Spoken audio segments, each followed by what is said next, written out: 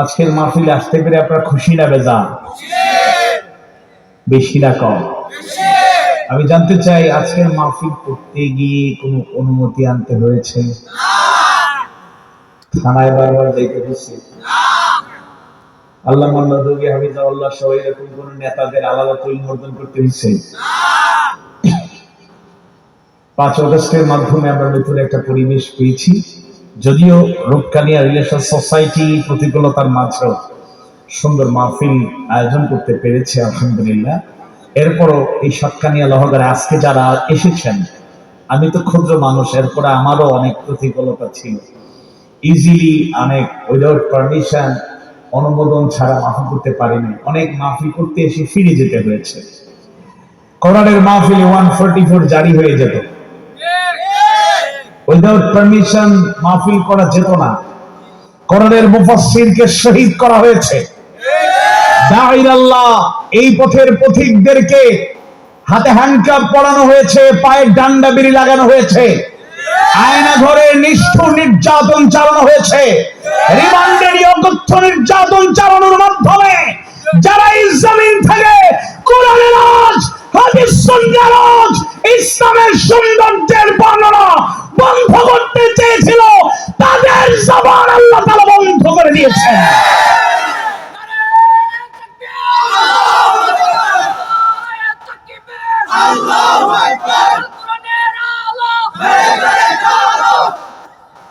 আল্লামা নদভী হাফিজাহুল্লাহ, আমি লানাতুল্লাহ বলি নেই, হাফিজাহুল্লাহ, আল্লাহ তাআলা তাকে জেলখানায় আরামে হেফাজতে রাখুন এবং যদ্দূর বাড়াবাড়ি করছে তদ্দূর যেন তিনি দুনিয়াতে ভোগ করে দুনিয়া থেকে বিদায় নিতে পারেন। আল্লাহ তুমি কবুল করুন। আর তার কথা কি বলবো, তিনি কি কিছুই না। আপা পালানোর 2 দিন আগে সাংবাদিক সম্মেলনে বলেছিলেন, পালানোর ইতিহাস আমাদের না। 5 আগস্ট দুপুর বেলা কষ্ট লেগেছে, খাওয়া দাওয়া রেডি ছিল, খাইতে পারে নাই। হেলিকপ্টার যুগে যখন পালালো, আম জনতা বলার আগেই, আম জনতা পাবলিক আমরা বলার আগেই দলীয় নেতা কর্মীরা যখন ভিডিও ফুটেজটা দেখলো হেলিকপ্টার যুগে পালিয়ে যাচ্ছে, তারা বলা বলি শুরু করলো, আপা চলে গেল, বলে গেল না। যারা দিবা স্বপ্ন দেখেছিল 2041 সাল পর্যন্ত ক্ষমতার চেয়ারকে বাঁকাপুক্ত করে ধরে রাখতে পারলে, যেভাবে জুলুমতন্ত্র এই জাতির ঘাড়ে চাপিয়ে দিয়েছিল, জগদ্দল পাথরের মতো এই জাতির ঘাড়ে তারা চেপে বসেছিল। তাদের স্বপ্ন ছিল, খায়েশ ছিল, তাদের বিপরীত মতের কোন লোকের অস্তিত্ব বাংলাদেশে রাখবে না। ইসলামপন্থীদের কবর তারা রচনা করবে। আল্লাহর ফয়সালায় ছাত্র জনতার আন্দোলনে তাদের দলীয় আদর্শিক পতন হয়েছে, কবর রচিত হবে। আজকে যারা গর্তে লুকিয়ে আছে, বের হওয়ার চেষ্টা করছে, এমন জবাব জাতি দেবে, আইন আদালতে এমন পানিশমেন্টের ব্যবস্থা দেওয়া হবে, ভবিষ্যতে পলিটিক্স করার, রাজনীতি করার, মানুষের সামনে দাঁড়ানোর ক্ষমতা তাদের, সুযোগ তাদের থাকবে না।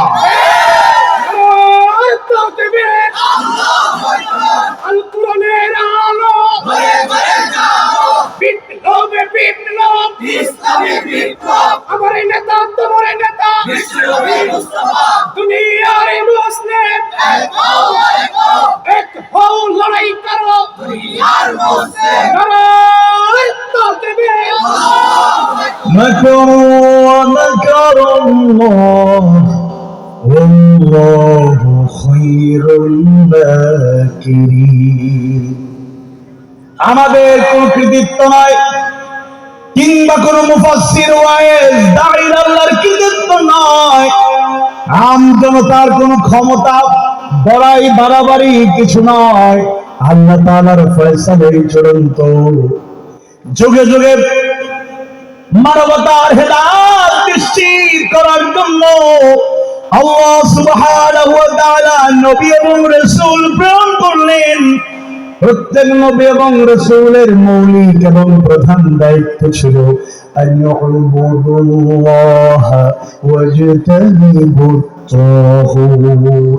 আল্লাহর গোলামীর দিকে তারা আহ্বান জানিয়েছেন। তাগুত থেকে, বাতিল থেকে, শয়তানের পদাঙ্ক অনুসরণ করে থেকে তাদেরকে মুক্তি দেওয়ার চেষ্টা করেছেন। একদিকে নবী এবং রাসূলুল্লাহ সেই চেষ্টা চালালেন, যারা আল্লাহর গোলামি গ্রহণ করে নিয়েছিলেন তারাও তাদের প্রচেষ্টাকে উচ্চকিত রাখার চেষ্টা করলেন। একদিকে আল্লাহর গোলামির দাওয়াত অব্যাহত ছিল, আল্লাহর গোলামেরা তার জমিনে তার দিনকে কায়েমের চেষ্টা চালিয়েছেন, অন্যদিকে তাগুত বাতিল শয়তানের পদাঙ্ক অনুসরণকারীরা বাধার দেয়াল তৈরি করেছে, বাধার পাহাড় রচনা করেছে। বনী ইসরাঈলরাই শত শত নবীকে শহীদ করেছে, দুনিয়ার থেকে বিদায় করেছে। কিন্তু আপনারাই তো একটু সাক্ষী দিয়ে বলুন, এই পৃথিবী থেকে এক মুহূর্তের জন্য আল্লাহর গোলামির দাওয়াত বন্ধ ছিল? বন্ধ হয়েছে? আল্লাহু খায়রুল মাকিরিন। যারা বিরুদ্ধবাদী, যারা বাতিল, যারা তাগুত, এরা কুকৌশল করে, ষড়যন্ত্র করে, তাদের ষড়যন্ত্র জমিনে টেকসই হয় না, আল্লাহর ফয়সালাই জমিনে কার্যকর হয়। তারা তো অনেক চেষ্টা চালিয়েছে, তাদের টার্গেট ছিল, আপা পালানোর আগে তো পুলিশ প্রধানকে থ্যাঙ্কস জানিয়েছিল, ধন্যবাদ, গুলি করেছো, 2000 শেষ করেছো। সেনা প্রধানের উপর খুব আক্রোশ ছিল, তুমি গুলি করার অর্ডার দাও না কেন? সেনাবাহিনী গুলি করলেই তো আমার ক্ষমতা পাকাপোক্ত হয়ে যায়, আমি টিকে যাই। কিন্তু আল্লাহর খাস মেহেরবানিতে মিশ্র বা ব্যতিক্রম কিছু ঘটনা, জালেমের দূষর হয়ে কিছু জায়গায় সেনাবাহিনীরাও গুলি করেছে, কিন্তু দেশপ্রেমিক সেনাবাহিনী দেশ, জাতি, ছাত্র জনতার পক্ষেই ছিল, আলহামদুলিল্লাহ। যার কারণে তাদের মাস্টার প্ল্যান এই জমিনে কার্যকর হয়নি। আর তাফসীরুল কোরআন মাহফিল যার কারণে এই জমিনে প্রতিষ্ঠিত হয়ে গেল 50টা বছর, যার হৃদয় তাফসীর শুধু টেকনাফ থেকে তেতুলিয়া, রূপসা থেকে পাথুরিয়া, বাংলাদেশের কোটি কোটি মানুষের কর্ণকুহরে পৌঁছে যায়নি, বরং নিজে 50টা দেশে সফর করে কোরআনের হৃদয়গ্রাহী তাফসীর করেছেন। যার তাফসীর, যার বয়ান শুনলে রাসূলের সেই হাদিসটা বারবার মনে পড়ে যায়, ইন্না মিনাল বায়ানি লাসিহরান, নিশ্চয়ই কোন কোন বক্তৃতায় আছে জাদুর প্রভাব, সুবহানাল্লাহ। সেই বিশ্বনন্দিত মুফাসসির কোরআন, কোরআনের পাখি শহীদ আল্লামা দেলোয়ার হোসেন সাইদি রাহিমাহুল্লাহ কোরআনের সেই সৌন্দর্য প্রচারের চেষ্টা করেছেন, হকের পক্ষে ছিলেন। তার আর কোন অপরাধ নাই, কোরআনের ভাষায় একটাই অপরাধ, যদি এটা অপরাধ নয়, ওয়ামা নাকামু মিনহুম ইল্লা আন ইউমিনু বিল্লাহিল আজিজিল হামিদ। মহাপরাক্রমশালী সুপ্রশংসিত আল্লাহর উপর ঈমান আনার কারণে যুগে যুগে যেভাবে শহীদ করা হয়েছে, একই ধারায় আল্লামা সাঈদী আর দ্বীনের পথের অগ্র সৈনিকদেরকে বিদায় করে, বলিষ্ঠ কণ্ঠগুলোকে যারা ম্লান করে দিয়ে তাদের মাস্টার প্ল্যান বাস্তবায়ন করতে চেয়েছিল, নিঃসন্দেহে আল্লামা সাঈদীর সেই সৌন্দর্য তিনি অতুলনীয়। 27 থেকে 31 জানুয়ারি 2025 চট্টগ্রামের প্যারেড ময়দান প্রস্তুত। গতকাল 23 জানুয়ারি আমি প্যারেড ময়দানে পরিদর্শন করার চেষ্টা করেছি, খোঁজ খবর নিয়েছি। বাংলাদেশের ইতিহাসে সবচেয়ে বড় সমাগম, সবচেয়ে বড় আয়োজন, সবচেয়ে বড় মাহফিল হতে যাচ্ছে। 31 জানুয়ারি আলোচনা করবেন ডক্টর মিজানুর রহমান আজহারী। ইতিমধ্যেই মোরলেস 10টা প্যান্ডেল রেডি। আমি প্যারেড ময়দানের প্যান্ডেল দেখে এসেছি, মহসিন কলেজের ময়দানে মহিলা প্যান্ডেল দেখেছি, আশপাশে কিছু প্রদক্ষিণ করেছি। ইতিহাসের স্মরণীয় বরণীয় হয়ে থাকবে এরকম সুবিশাল একটা মাহফিল হবে। কিন্তু আমরা আল্লামা সাঈদীকে বলতে মিস করব। আল্লাহ তাআলা তাকে শাহাদাতের মর্যাদা দান করুন, জান্নাতুল ফিরদাউসের আলা মাকাম দান করুন, বলুন আমিন। কাউকে ছোট করতে চাই না, সবাই যারা পপুলার, ফেমাস, ভাইরাল, যারা যত কোয়ালিটি রাখেন সব প্রশংসা করে আমি বলতে চাই, আল্লামা সাঈদী রাহমাতুল্লাহি আলাইহি only 1%। আজকে পর্যন্ত চট্টগ্রামে কথা বলা হয়েছে যে একজন দায়ীর আল্লাহ বক্তা 5 দিনের দায়িত্ব নেন নাই। সিলেট এমসি বিশ্ববিদ্যালয় কলেজে আমরা বাছাই করা দায়ীদেরকে বলেছি 3টা দিন সময় দেন, অন্তত 2টা দিন দেন, কেউ দায়িত্ব নেয় নাই। আল্লামা সাঈদী চট্টগ্রামে 5 দিন মাহফিল করতেন, প্রতিদিন একদিন থেকে আরেকদিন ক্রমান্বয়ে মানুষ বাড়তেই থাকতো। সুবহানাল্লাহ। 2 ঘন্টা, 2.5 ঘন্টা, 3 ঘন্টা মন্ত্রমুগ্ধের মতো আলোচনা শুনতো। 2 ঘন্টা করে করলেও 5 দিনে 10 ঘন্টা আলোচনা করেছেন মন্ত্রমুগ্ধের মতো। মৌচাকের দিকে যেভাবে মৌমাছি ভ্রমরদের গঞ্জন শোনা যায়, ঘিরে রাখে সবাই চতুর্দিক, আল্লামা সাঈদী হৃদয়গ্রাহী সেই জাদুময় বক্তৃতা, বয়ান, তাফসীর শুনে লোকেরা উজ্জীবিত হতো। কোটি কোটি মানুষের কর্ণগহরে তার জামানের তাফসীর প্রবেশ করেছে। লক্ষ লক্ষ মিসগাইডেড মানুষেরা হেদায়েতের আলোয় তথ্যটায় উদ্ভাসিত হয়েছেন। হাজারো মুসলিম ইসলামের ছায়াতলে আশ্রয় নিয়েছেন। তাকে হারিয়ে আমরা শূন্যতা অনুভব করছি। আল্লাহর কাছে দোয়া করি, আল্লাহ এই ময়দানকে আপনি শূন্য রাখবেন না, পরিপূর্ণ করে দিন, বলুন আমিন। একজনের মাধ্যমে না হলে 10 জন, 100 জন, প্রয়োজন 1000 মুফাসসির, ওয়াইজ, দাঈ ইলাল্লাহ, বক্তাদের তাফসীরের মাধ্যমে, বয়ানের মাধ্যমে, আলোচনার মাধ্যমে এই শূন্যতা পূরণ করার সুযোগ করে দিন, বলুন আমিন। তবে দেখবেন কণ্ঠে একটা কথা বলতে চাই, আল্লামা সাঈদী চলে গিয়েছেন, এটা আমাদেরকে ব্যথিত করে, আবার অনুপ্রাণিত করে। আর আল্লাহর ফয়সালাতে এই কথাটাও শুনিয়ে দিতে চাই, ইউরিদুনা লিইউতফিউ নূরাল্লাহি বিআফওয়াহিহিম ওয়াল্লাহু মুতিম্মু নূরিহি ওয়ালাউ কারিহাল কাফিরুন। মুখের ফুৎকারে চাইলে আল্লাহর আলোকে নিভিয়ে দেয়া যাবে? কথা বলেন, নিভিয়ে দেয়া যাবে? আল্লামা সাঈদী চলে গিয়েছেন, এই কথা সত্য, কিন্তু কোরআনের আওয়াজ জমিন থেকে মুছে যায় নাই, এটাও মহাসত্য। কিয়ামত পর্যন্ত বাধার পর রচনা করা হতে পারে, আঘাত করা হতে পারে। কোরআনের দাঈ, মুফাসসির, ওয়াইজ, ইসলামী আন্দোলনের দায়িত্বশীল কর্মীরা হাসিমুখে ফাঁসির মঞ্চে জীবন দেবে, রক্ত দেবে, কারাবরণ করবে, হাত হারাবে, পা হারাবে, চোখ হারাবে, ত্যাগের নজর পেশ করবে। জমিন থেকে আল্লাহর বাণী, রাসূলের আদর্শের দাওয়াত বন্ধ করা যাবে না। আল্লাহ তাআলা কবুল করুন, বলুন আমিন। আপনাদের কষ্ট হচ্ছে? আমার কথা বোঝা যায়? আর কথা বুঝি ফারাম তো নাকি? নাকি সিলেটি ভাষায় কিছু ওয়াজ করিতাম ওয়াজ বা দেখিছো বা 2 মিনিট নিয়া ভাইবা কিতা মাতলা কিচ্ছু বুঝলাম না। আইবি ভাই কিছু বুঝতে পারে হয়তো।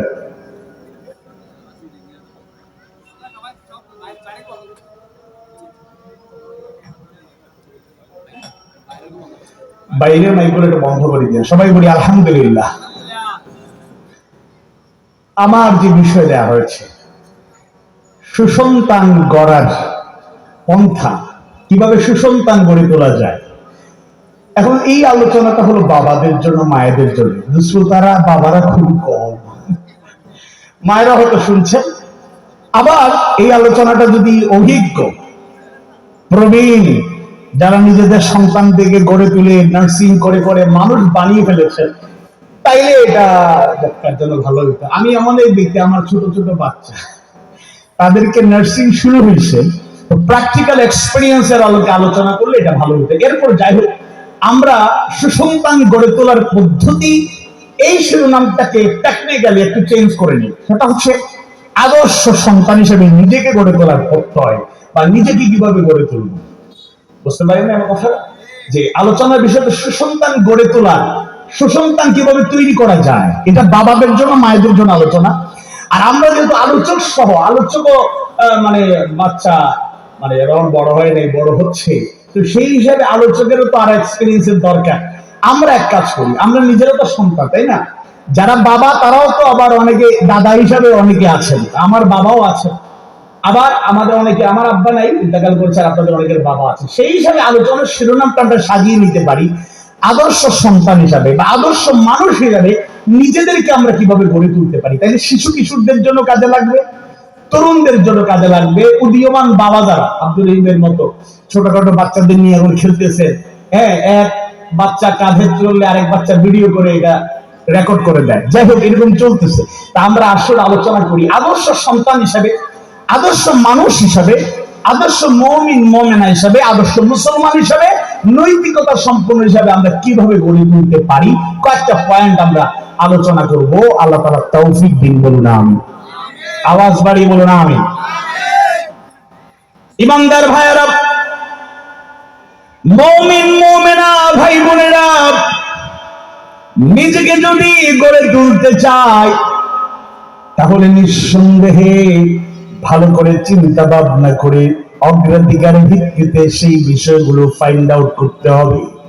একজন দার্শনিকের চমৎকার একটা কথা আপনাদের শোনাই। তিনি বলেছিলেন নো দাই সেলফ, সম্ভবত প্লেটো বলেছিলেন নো দাই সেলফ, নিজকে জানো, নিজকে জানো, আমি কে, আমার পরিচয় কি, আমার আইডেন্টিটি কি। আমরা অনেক সময় নিজেদের পরিচয় জানি না। শিশু কিশোরদের একটা সংগঠন আছে, এটার নাম হলো ফুলকুড়ি আশ্রম। তাদের একটা স্লোগান আছে, পৃথিবীকে গড়তে হলে সবার আগে নিজকে গড়ো। পৃথিবীকে গড়তে হলে সবার আগে নিজকে গড়ো। যাই হোক, বিষয়বস্তুকে সামনে রেখে আমি কয়েকটা পয়েন্টে কথা বলবো। 1 নাম্বার, অজ্ঞতা থেকে দূরে থাকা, সুশিক্ষা নিশ্চিত করা।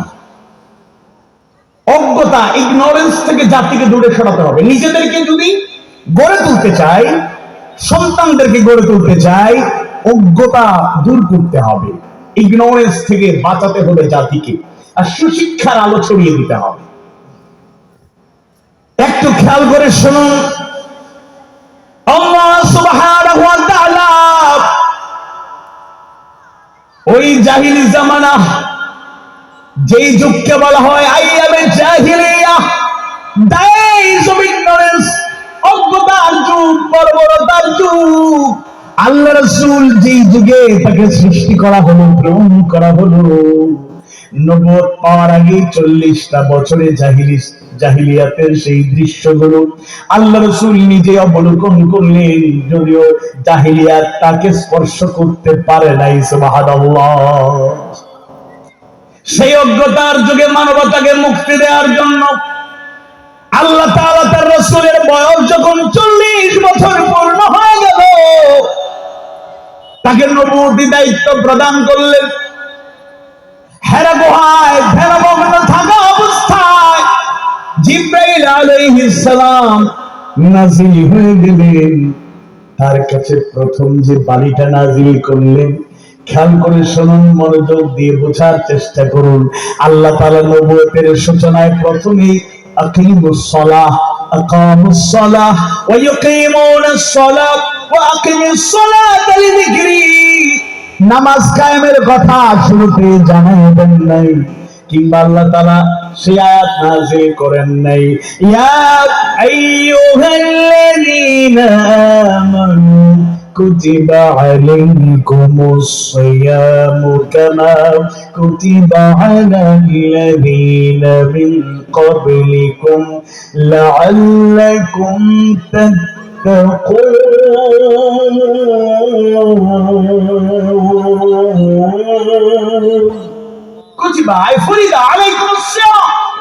তোমাদের উপর রোজাকে ফরজ করে দেওয়া হয়েছে, রমাদানের রোজাকে আল্লাহ তাআলা ফরজ করে দিলেন, এটা শুরুতে নাযিল করেন নাই।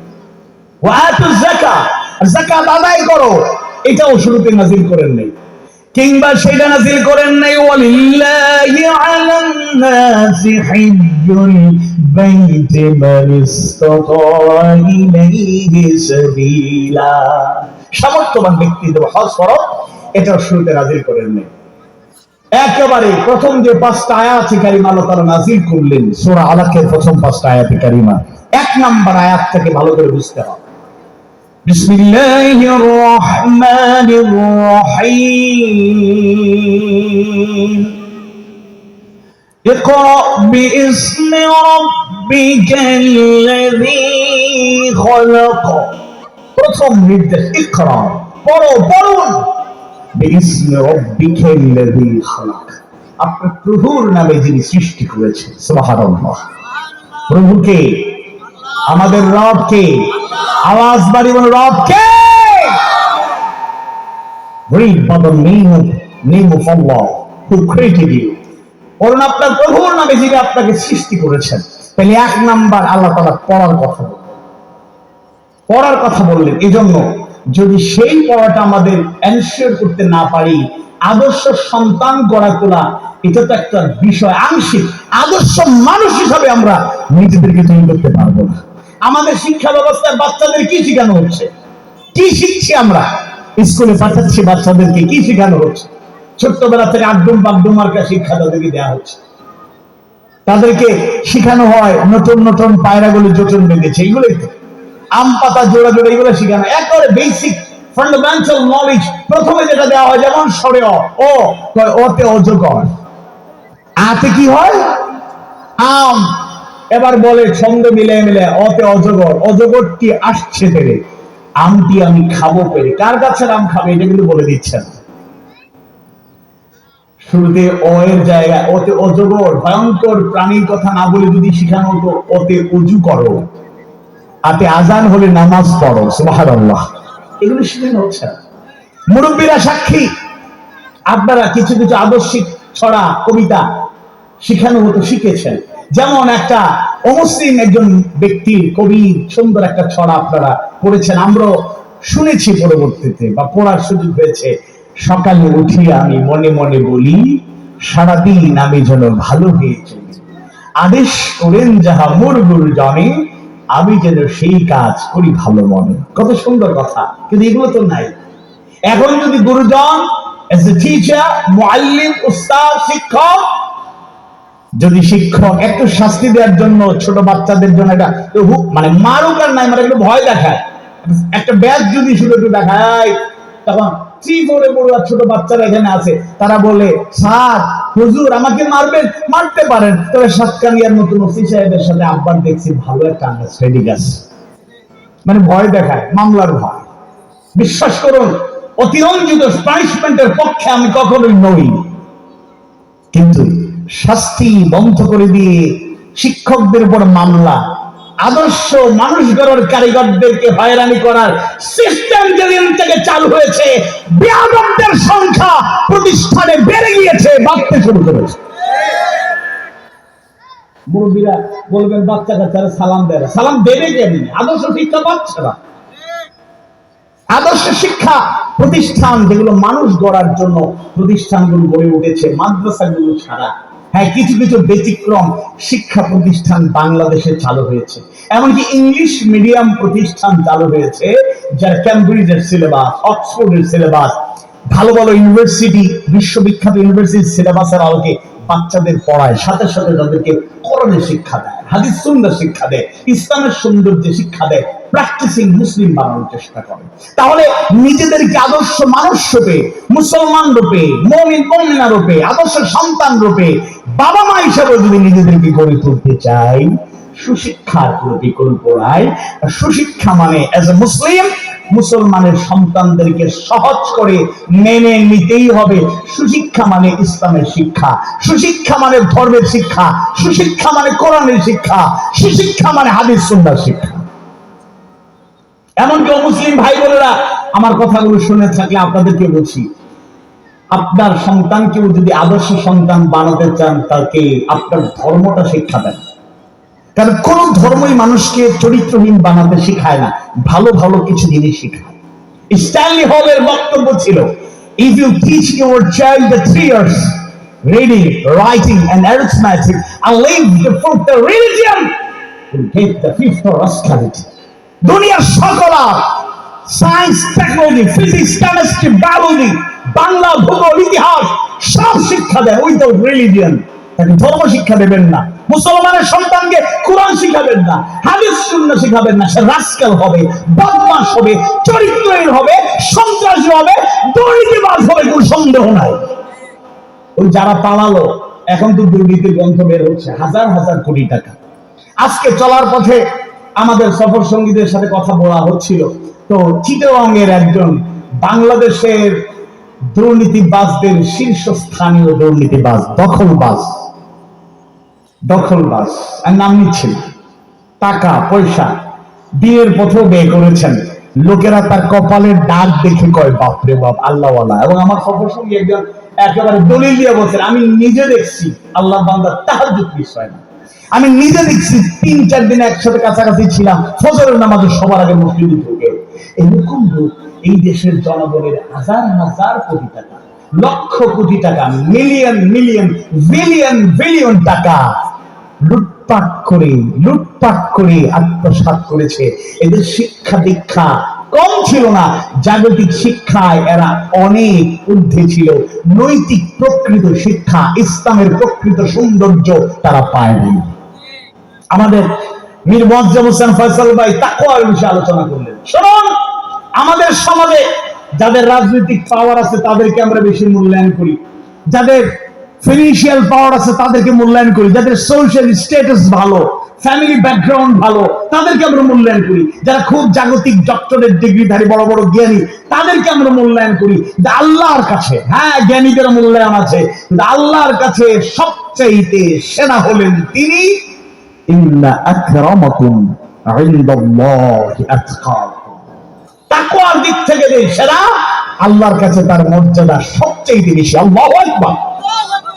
এজন্য সন্তানটাকে যদি গড়ে তুলতে চাই, নিজেদেরকেও যদি আমরা আদর্শ মানুষ রূপে, আদর্শ মুমিন মুমিনা রূপে গড়ে তুলতে চাই, তাহলে কোরআনের কাছেই ফিরে আসতে হবে, হাদিস সুন্নাহর কাছেই ফিরে আসতে হবে। এমন অনেক বাবা মায়ের খবর আমরা জানি, দোয়া করতে, আল্লাহ আমার সন্তানটারে বড় বানাও, আল্লাহ আমার সন্তানটারে বড় বানাও, আল্লাহ আমার সন্তানটারে জগৎ বিখ্যাত বানাও। এমন বড় হয়েছে, দোয়া কবুল হয়ে গিয়েছে। দোয়া কবুল হয়েছে ঠিক, আবার বুড়া বয়সে বাবা মা আফসোস করে কান্নাকাটি করে, এটাও ঠিক। বলছে দোয়া বড়, এমন বড় হয়েছে, মাসের পর মাস যায়, সন্তান বাবা মায়ের খবর নেওয়ার টাইম নেই। আহা, কি সন্তান বানালাম, কি সন্তান বানালাম। দেখুন, বাবা মা দোয়া করলেও লেগে যায়, বদুয়া করলেও লেগে যায়। কাবারে ইমাম হওয়ার পেছনে ওনার মায়ের বদুয়া কাজ করছে। সুবহানাল্লাহ বলেন। এত দুষ্টামি তিনি বলেছেন, এত দুষ্টামি তিনি করতেন, মা একদিন রাগ করে বলছে, আল্লাহ তো কাবার ইমাম বানাক। সুবহানাল্লাহ। মানে রাগ করে সন্তানের তো কল্যাণ তো কামনা করতে পারে না। প্রকৃত বাবা মা খবরদার বদুয়া দিবেন না, লেগে যাবে, আপনি পরে কাঁদবেন। দোয়া করুন, ভালো দোয়া। শুধু বড় বানাও না, আল্লাহ মুমিন মুমিনার মাঝে সেরা বানাও, মুত্তাকি বানাও। তারে রব্বানা হাব লানা মিন আজওয়াজিনা ওয়া যুররিয়াতিনা কুররাতা আ'য়ুনিন ওয়াজআলনা লিল মুত্তাকিনা ইমামা। মুত্তাকিদের ইমাম বানাও, বলেন আমিন। এমন কাবার ইমাম হওয়ার পেছনে ওনার মায়ের বদুয়া, উনি রাগ করে গুসা করে, খারাপ দোয়া তো করতে পারেন না, বদুয়া দিচ্ছেন, আল্লাহ তারা কাবার ইমাম বানান, আল্লাহ কবুল করে নিচ্ছে। সুবহানাল্লাহ। এজন্য অত্যন্ত গুরুত্বপূর্ণ কথা হলো, আমাদেরকে কোরআনের আলোকে জীবন করতে হবে, হাদিস সুন্নাহর আলোকে জীবন করতে হবে। সন্তান যদি পড়ে ওয়াকাদা রাব্বুকা আল্লা তা'বুদু ইল্লা ইয়্যাহু ওয়া বিল ওয়ালিদাইনি ইহসানা ইম্মা يبلغن عندك الكبر أحدهما أو كلاهما فلا تقل لهما أف ولا تنهرهما وقل لهما قولا كريما واخفض لهما جناح الذل من الرحمة وقل رب ارحمهما كما ربياني صغيرا। সবাই পড়ি আমিন।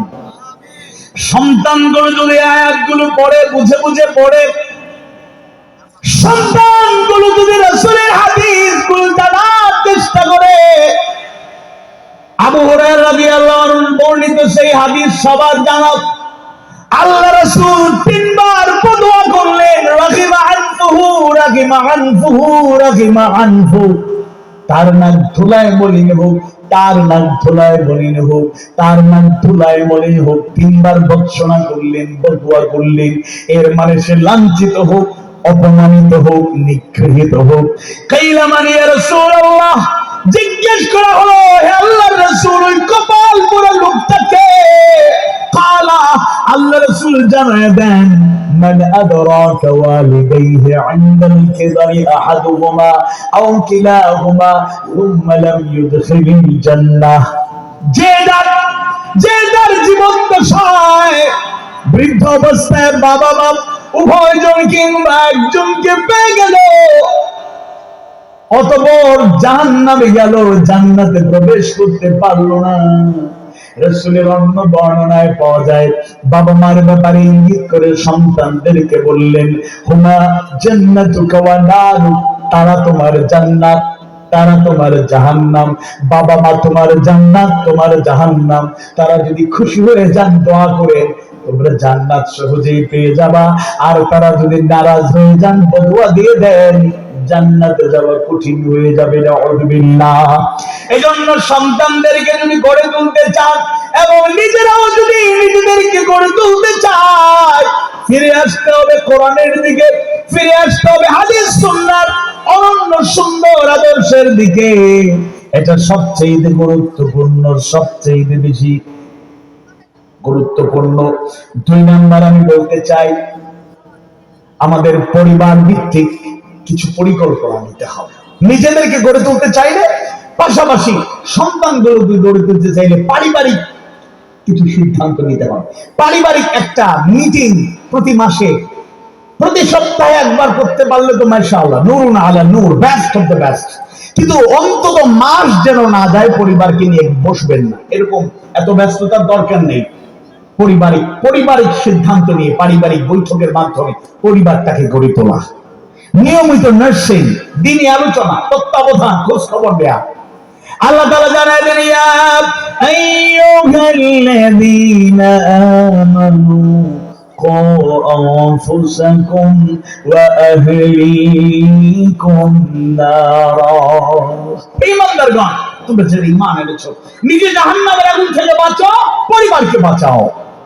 নিজে জাহান্নামের আগুন থেকে বাঁচো, আহলকে, আত্মীয় স্বজন, পরিবারের সদস্য, প্রতিবেশীকে বাঁচাও।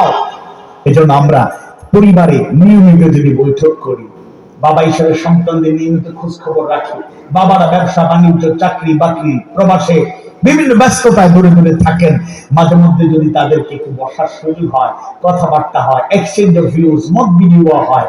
মায়েরা যদি বাবাদের অনুপস্থিতি সন্তান নিয়ে বসেন, খোঁজ খবর নেন, পড়ালেখার খবর, নামাজের খবর, দ্বীনি খবর, সার্বিক খবর, দেখবেন পরিবারটা ধীরে ধীরে একটা দ্বীনি পরিবার হবে। গোটা দুনিয়ায় আপনি দিনকে কায়েম করার চেষ্টা করবেন, আকিমুদ্দিন, দিন কায়েমের চেষ্টা আপনি করবেন। আল্লাহ নির্দেশ, আকিমুদ্দিন ওয়ালা তাতাফাররাকু ফি।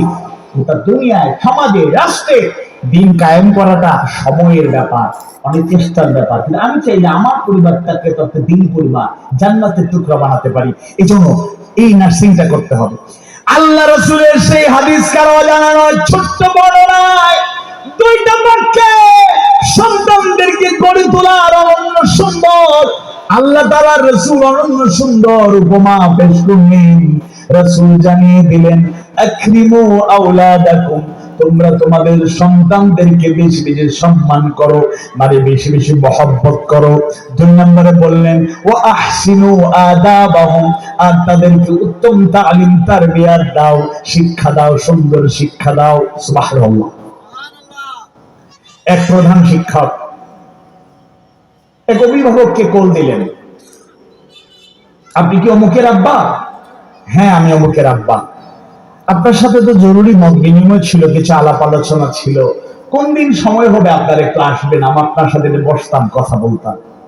অমুক দিন অমুক সময় আসবো। তিনি ডিউ ডেট, ডিউ টাইমে চলে আসলেন। তাকে চা বিস্কিট দেওয়া হলো, খাচ্ছেন। এমন অবস্থায় কর্মচারীকে জিজ্ঞেস করা হলো, বলা হলো যে অমুক ক্লাসের অমুক ছাত্রকে একটু নিয়ে আসো। তাকে নিয়ে আসা হলো।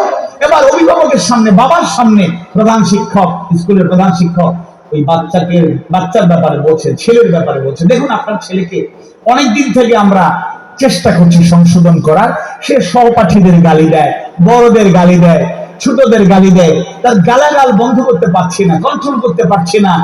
আমরা শাসনও করেছি, মোটিভেশন চালিয়েছি, হচ্ছে না।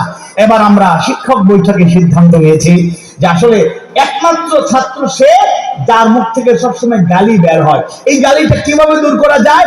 পরামর্শ এসেছে সাপ্লাই সেন্টারটা বন্ধ করে দিতে হবে।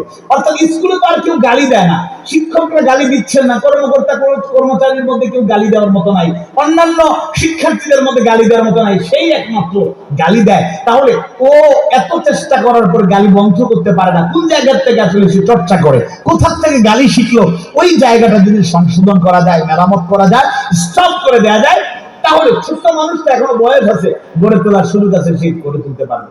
এবার বাবার সামনে শিক্ষক আবার জিজ্ঞেস করলেন, বাবা তোমার আব্বার সামনে বলো তো গালি শিখছো কোথেকে? সে মাথা নিচু করে দাঁড়ায় আছে, কিছু বলে না। এবার তার বাবা বলতেছেন, বলো কোথা থেকে গালি শিখছো? বলে না। বাবা আবার দাঁড়াইয়া রাগ করে খুব হয়ে, মানে এমন রাগ করছে, অমুকের বাচ্চা গালি শিখছো স্কুল থেকে। এবার শিক্ষক, প্রধান শিক্ষক বলছে, আপনি বসুন বসুন, বাবা তুমি ক্লাসে চলে যাও, আমরা সাপ্লাই সেন্টার পাইছি। তাহলে গালি শিখলো কোথেকে? আহা আহা, রাসূলের সেই হাদিস কারো জানা নয়।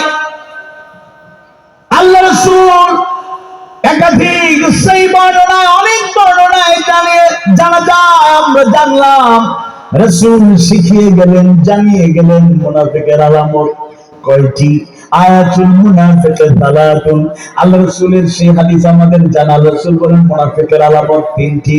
ইযা হাজ্জাতা কাযাবা, যখন কথা বলে মিথ্যা বলে। ওয়া ইযা ওয়া'দা আখলাফা, ওয়াদা করলে খেলাফ করে। ওয়া ইযা তুমিনা খানা, আমানত রাখলে খেয়ানত করে। অন্য হাদিসের বর্ণনায় আল্লাহ রাসূল বললেন মুনাফিকের আলামত হলো চারটা, এই তিনটা ঠিক আছে, চতুর্থ নাম্বার হলো ওয়া ইযা খাসামা ফাজারা, যখন ঝগড়া লেগে যায় গালি দেয়। এরকম কোন বাবা, অন্তত এরকম কোন বাবা অভিভাবক মধ্যরূপ কানিয়া নেয়, অন্তত সৎকারিয়া নেয়। আপনি সন্তানকে গড়ে তুলবেন কিভাবে? আপনি নিজে গালি দিচ্ছেন, সন্তান তো আপনার কাছে শিখছে। মা বোনেরা যারা শুনছেন, বিনয়ের সাথে বলছি, আপনারা সন্তানকে বেশি সাহায্য দেন। সন্তানের প্রথম উস্তাদ, প্রথম টিচার, প্রথম মুআল্লিম, প্রথম শিক্ষক মা। এই দুনিয়ার সন্তানের প্রথম শিক্ষক মা। অধিকাংশ সময় মায়ের তত্ত্বাবধানে সন্তানরা থাকে। আপনারা অবশ্যই নরম, অধিকাংশ মেয়েদের দিল নরম থাকে, একটু তারা নরম তবিয়তের হয়, আচরণটা, বিহেভটা, মুআমালাতটা নরম নরম। বাবার অনেক সময় বাস্তবতার কারণে সংসার চালাতে গিয়ে একটু হট লেগে যাইতে হয়, যদি উল্টাও আছে। অনেক বাবারা আছে ঘরে আসলে বিড়ালের মতো মিউমি করেন, আর ওইদিকে গর্জন শুনতে থাকেন, তাই না? আচ্ছা, যাই হোক, মায়েরা আপনারা অবশ্যই ন্যাচারালি নরম, ঠিক আছে, কিন্তু সন্তানদেরকে আদর্শ মানুষ করার ক্ষেত্রে আপনারা নিজেরা নিয়ন্ত্রিত থাকবেন, আদর্শের প্রতিচ্ছবি হবেন। আপনাদের জবান থেকে গালি শুনে যেন বাচ্চারা গালি না শেখে। এই হাদিস মুনাফিকের আলামত চারটা বৈশিষ্ট্য শিখা যায়। এটাও নিজেকে গড়ে তোলার, মুমিন হওয়ার, মুমিনা হওয়ার, মুসলমান হওয়ার, এবং আদর্শ সন্তান, আদর্শ বাবা হওয়ার, আদর্শ সন্তান, আদর্শ মা হওয়ার একটা নমুনা। কথায় কথায় মিথ্যা বলা যাবে না। অনেক বাবাদের কাছে সন্তানরা এই তো কত মায়া করে খুলে বসে আছে, এরাই অনেক জায়গায় দেখা যায় আব্বা বাহির থেকে আইসা মানিব্যাগ রাখতেছে, টাকা গুনে গুনে রাখতেছে, ভাঙতি 10-20 টাকা আছে, সে দেখছে। ছেলেরা এদের চোখ থাকে কিন্তু একেবারে ইগলের চোখের চাইতো, চিলের চোখের চাইতো সূক্ষ্ম দৃষ্টি থাকে বাচ্চাদের। এরা তাকায় দেখছে আব্বা রাখছে মানিব্যাগ 10 টাকা 20 টাকা আছে, দেখো আব্বা কি আব্বু 20 টাকা দেন। আপনি যদি টাকা দিতে না চান, টাকা সে অপচয় করতে পারে, ক্ষতি হয়ে যেতে পারে। আব্বু কি করবে তুমি? আব্বু সিঙ্গারা খাবো। না না, এই দোকানে সিঙ্গারা খায় না, তোমার জন্য আব্বু ওই কেরানীহাটে গেলে মেহফিল রেস্টুরেন্টের ভালো মানের সিঙ্গারা সমোসা পাওয়া যায়, এখন ভালো মানের অনেক রোল পাওয়া যায়, অথবা স্যান্ডউইচ পাওয়া যায়, অথবা বার্গার পাওয়া যায়, এগুলো সুন্দর ভালো ফ্রেশ খাবার আনবো, এখানে খাইও না। এটা বলতে পারেন, মোটিভেশন চালাতে পারেন, কিন্তু আপনি যাহা মিথ্যা বলেন, না না আব্বার কাছে কোনো টাকা নেই, ভাঙতি কোনো টাকা নেই, অথচ সে দেখছে ভাঙতি। মায়ের অনেক সময় বলেন, একবার সে দেখছে তার কাছে আছে, না না আমার কাছে কোনো টাকা নেই, তোমার আব্বা কোনো ভাঙতি টাকা দিয়ে যায় না। এটা ছোট বিষয় নয়। ধীরে ধীরে এই ছোট্ট চর্চাগুলো আমাদেরকে মিথ্যাবাদিতার দিকে ধাবিত করছে।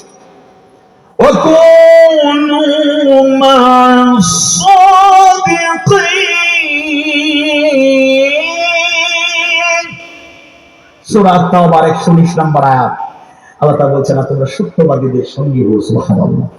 কথা বললে সত্য বলবো, মিথ্যা বলবো। ওয়াইদা ওয়াদা আখলাফা, ওয়াদা রক্ষাকারী আমরা হব।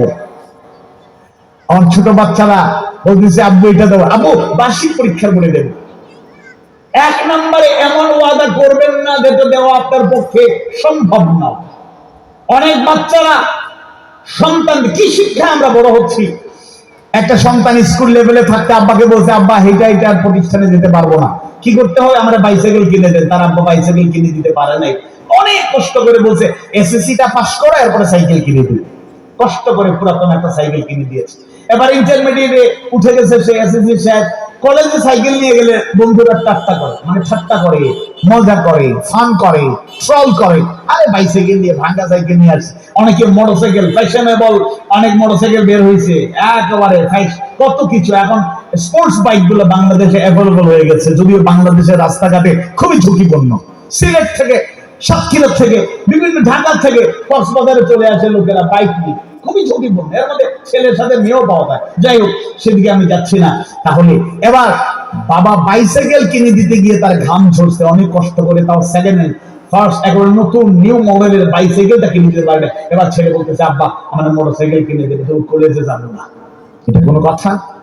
দুইটাই আমাদের শিক্ষা ব্যবস্থা সন্তানদের বিবেক খুলে দিচ্ছে না। এই জন্য ইসলামী শিক্ষার দরকার। আপনি স্কুলে পড়াবেন, কলেজে পড়াবেন, ইউনিভার্সিটিতে পড়াবেন, এটা বাধা দিচ্ছি না। ডাক্তার বানানোর দরকার আছে, কিন্তু সাথে সাথে কোরআনের চর্চা দিতে হবে, হাদিস সুন্নাহর চর্চা দিতে হবে। এটা তো আদর্শ ডাক্তার হবে না, লোকেরা বলবে ডাক্তার না কসাই, নৈতিকতা বোধ থাকবে না তো। আজকে মা বোনদের এই অপারেশনের জন্য সন্তান হলে সিজার একটা ব্যবসায় পরিণত হয়েছে। তবে হ্যাঁ, এটা ঠিক পজিটিভ একটা দিক হলো, বাস্তব কারণে অনেক মায়ের আগে বেশি বেশি মারা যেতেন, ইন্তেকাল করতেন, ফয়সালা তো আল্লাহ।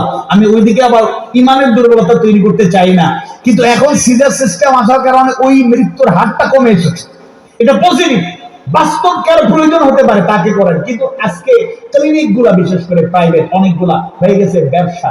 মানে একটা অপারেশন করলে ডাক্তারের ফি মোটামুটি মডেলের 15,000 টাকা আলাদা খাম রেডি থাকে।